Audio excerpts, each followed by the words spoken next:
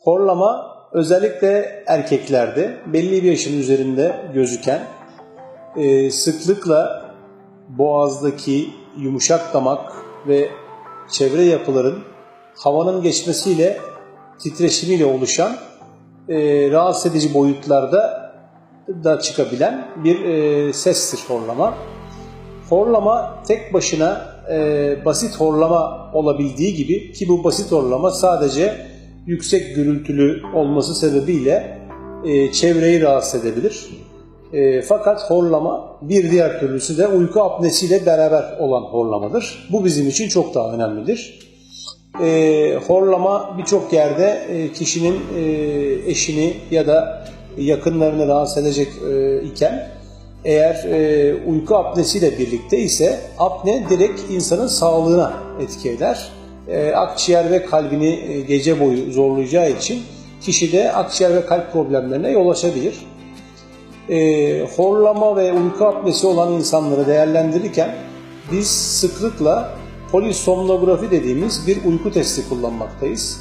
Bu uyku testi bir gece boyunca sabaha kadar kişiyi uyutarak bir takım testlerden geçirerek yaptığımız bir testtir.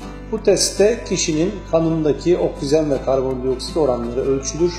Uykudaki soluk durma sayısı ve süresi hesaplanır.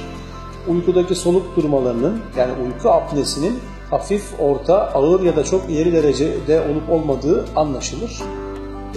Daha sonra bu insanlar bundan tabii ki çoğunlukla kendileri şikayet etmeksizin yakınları tarafından uyarılırlar.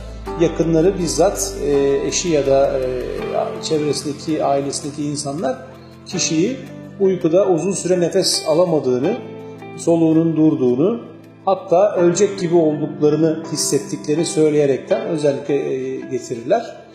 Kişi genelde sabahleyin yorgun kalkar. Tarifi sanki dövülmüş gibi, bu sabah yine dövülmüş gibi uyandım şeklinde olabilir. Gün içinde uyuklamalar olabilir. Yani kişinin bizzat sağlığını direkt etkileyebilir. O yüzden biz bunu bir hastalık olarak görüp tedavi etme amacındayız. Onun dışında bu hastalar uyku testleri, tabii ki burada uyku testi bir altın standarttır, yapılması gerekir ve horlamanın ve uyku apnesinin derecesi burada belli olur. Onun dışında biz bu hastaları muayene ederiz. Muayenelerinde bu hastalarda burunlarında, genizlerinde, yumuşak damak ve küçük dillerinde, yine büyük dillerinde bir problem çıkabilir. Bu tip problemleri biz çoğunlukla cerrahi yöntemlerle hallederiz.